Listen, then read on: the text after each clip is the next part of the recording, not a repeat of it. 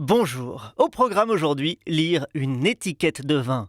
Pour être incollable sur ces petits écriteaux, regardez attentivement cette vidéo.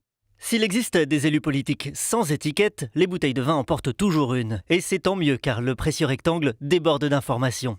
Par exemple, si vous lisez l'information vinaigre, c'est que vous vous êtes trompé de rayon. Regardons d'abord la mention principale, écrite en grosses lettres qu'on voit bien. Elle peut nous renseigner sur le cépage, l'appellation, la marque ou le nom du vin. Le cépage, c'est la variété de vigne utilisée pour élaborer le vin. Afficher le cépage sur la bouteille donne une indication claire sur le goût.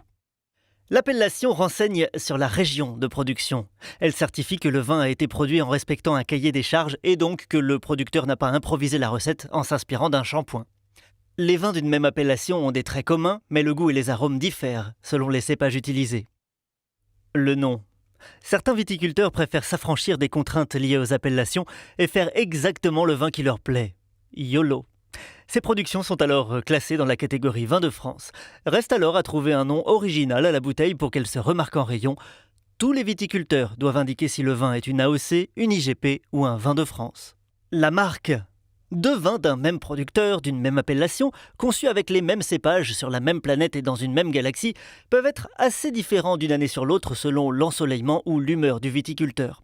Les vins de marque sont en général conçus pour avoir un goût homogène selon les années, sauf s'ils sont millésimés. Le millésime influence le goût même pour une même marque. Puisqu'on en parle, le millésime est une autre information précieuse, criée à la face du monde par l'étiquette. Tenez, ici, regardez, 1996. Ça n'est pas la date limite de consommation, inutile de faire un scandale dans le magasin. C'est le millésime, l'année de récolte des raisins.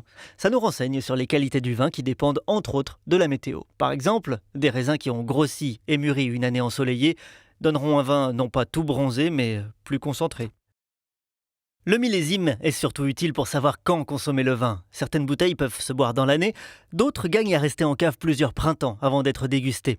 Il serait dommage d'ouvrir un grand vin de Bourgogne dès l'année suivant sa récolte, par exemple. Si vous faisiez ça, je serais contraint de prévenir la police.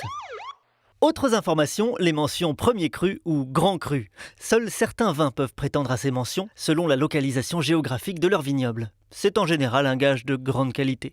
On trouve des vins premiers crus en Bourgogne et en Champagne et des grands crus dans le Bordelais, en Bourgogne, en Alsace et dans le Languedoc-Roussillon. Le Bordelais pousse le bouchon encore plus loin avec des premiers grands crus classés. Vous le voyez, lire l'étiquette d'un vin n'est pas beaucoup plus compliqué que